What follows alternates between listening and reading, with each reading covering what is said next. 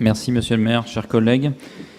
Le 10 mars dernier, la ville d'Asnières a inauguré un cycle de soirées-débats autour de l'actualité. Disons-le tout de suite, le casting ne pouvait que nous interpeller. Faisons un tour d'horizon des participants à cette soirée. La présentation qui va suivre est issue d'articles Wikipédia, une source d'information qui nous semble fiable et neutre.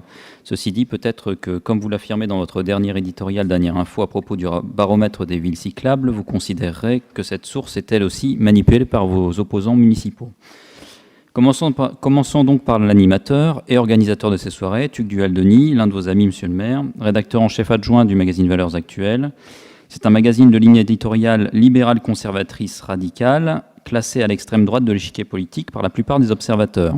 Monsieur Denis est également éditorialiste sur BFM TV, une chaîne qualifiée par la BBC de favorable aux affaires.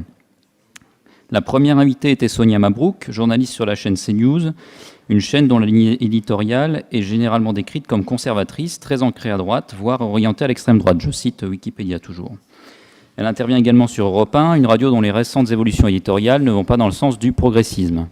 Le dernier participant était David Pujadas, journaliste sur LCI, une chaîne du groupe privé TF1 qui est régulièrement épinglée pour son manque de place accordée à l'écologie, aux opinions et aux personnalités de la gauche de l'échiquier politique. Ce dernier participant ayant travaillé de nombreuses années en tant que présentateur du journal télévisé de France 2, donc sur le service public, et se présentant comme un journaliste de fait, nous imaginons qu'il était considéré comme devant porter la contradiction à Madame Mabrouk, qui se présente pour sa part comme une journaliste engagée, une journaliste d'opinion. Les interventions de M. Pujadas sur le fonctionnariat néfaste à France Télévisions, sur la croissance économique comme prérequis indispensable à l'amélioration du pouvoir d'achat, ou encore sur la souveraineté énergétique perdue de la France, nous ont toutefois rapidement ôté tout doute sur ces opinions et nous ont confirmé que le débat se situerait sur une ligne politique partisane très à droite. Tugdual Denis l'a d'ailleurs confirmé lors de la soirée. Face à une question d'un spectateur, il a immédiatement rassuré les participants en disant ironiquement que la ville était très à gauche. Et que penser du pronostic de Mme Mabrouk sur les candidats qui seraient présents au deuxième tour de l'élection présidentielle? Je cite de mémoire, Macron et Zemmour, comme cela, il y aurait un choix clair à faire entre deux projets de société. Les autres candidats ne porteraient donc aucun projet de société clair.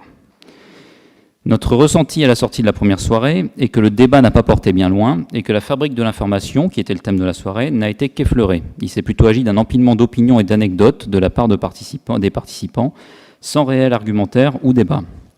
Les invités du prochain numéro ne seront a priori pas plus diversifiés quant à leurs opinions politiques, puisqu'il s'agira de deux grands patrons de groupes privés, libéraux assumés, voire soutien politique officiel de personnalités de droite.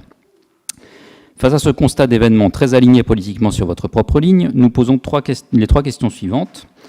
Première question, pourquoi cet événement n'a-t-il pas été publié dans l'agenda de la ville sur son site internet? La publicité de sa tenue n'ayant été faite que sur les réseaux sociaux et par messagerie électronique, pouvez-vous nous dire quelle liste de diffusion a été utilisée pour ces messages électroniques?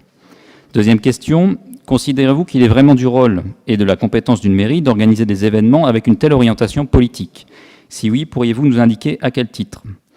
Et troisième question, mais qui a été déjà répondue, quel est le coût et l'imputation budgétaire de ces soirées pour la ville, que ce soit en rétribution éventuelle des invités et de l'animateur, ou en coût de mise en disposition de personnel, de matériel de réception et audiovisuel? Nous vous remercions par avance pour vos réponses.